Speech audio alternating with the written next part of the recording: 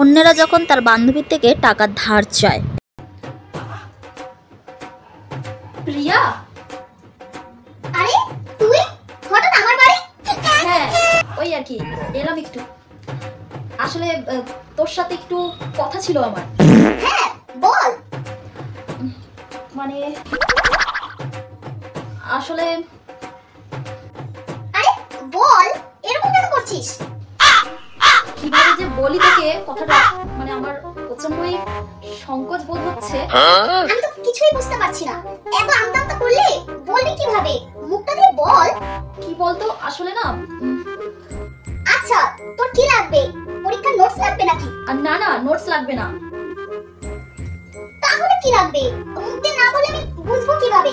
আসলে আচ্ছা তোর কি আমার এই রিংটা লাগবে? বল, আমি খুলে দিচ্ছি। আরে না না না না না তোর রিং লাগবে না, রিং লাগবে না। তাহলে এই হীরের বালাটা লাগবে? না না ওটাও লাগবে না, হীরের বালা লাগবে না। এটাও লাগবে না? তাহলে বান্ধবী তোর লাগবেটা কি? আমার আসলে আচ্ছা দাঁড়া দাঁড়া, তোর কি আমার কিডনি লাগবে? তুই কি আমি আমার কিডনিটা কেটে দিব? দাঁড়া এখানে দিচ্ছি। আরে বান্ধবী দাঁড়া দাঁড়া দাঁড়া, ওইসব কিছুই লাগবে না আমার। তাহলে তুই বল যে তোর লাগবেটা কি?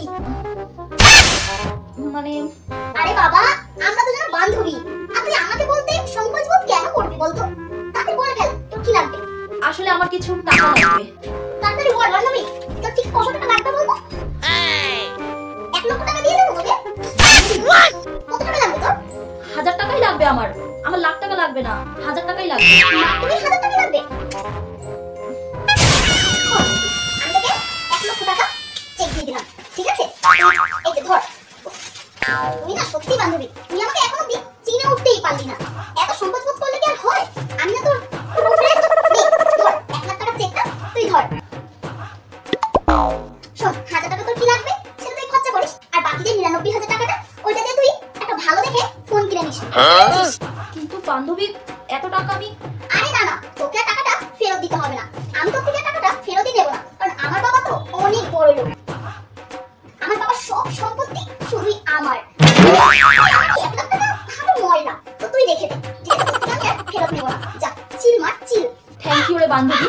তোর মতো বান্ধবী জানো পৃথিবীর সকল মেয়ে পায় রে। কত ভালো।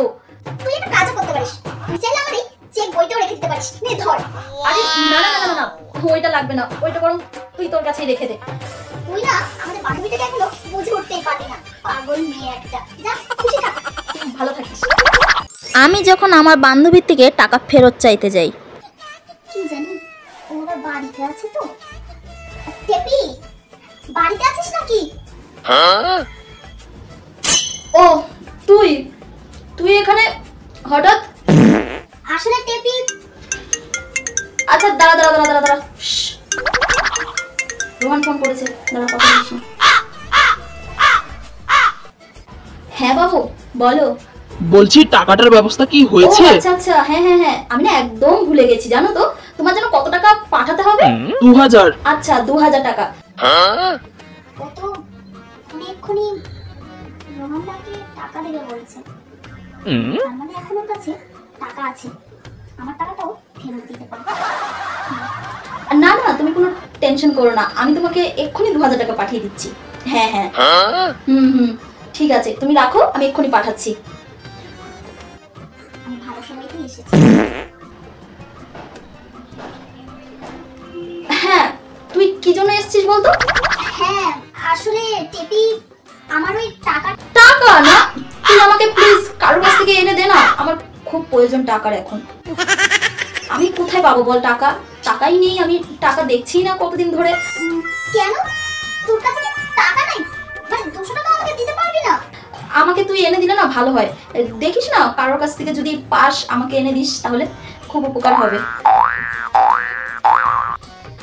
আর ও হ্যাঁ, রোহনকে যে টাকাটা দিলাম ওইটা আমার টাকা না, আসলে রোহনের একটা বন্ধু আমার ব্যাংকে পাঠিয়েছিল, আর ওই টাকাটাই আমি রোহনকে পাঠালাম।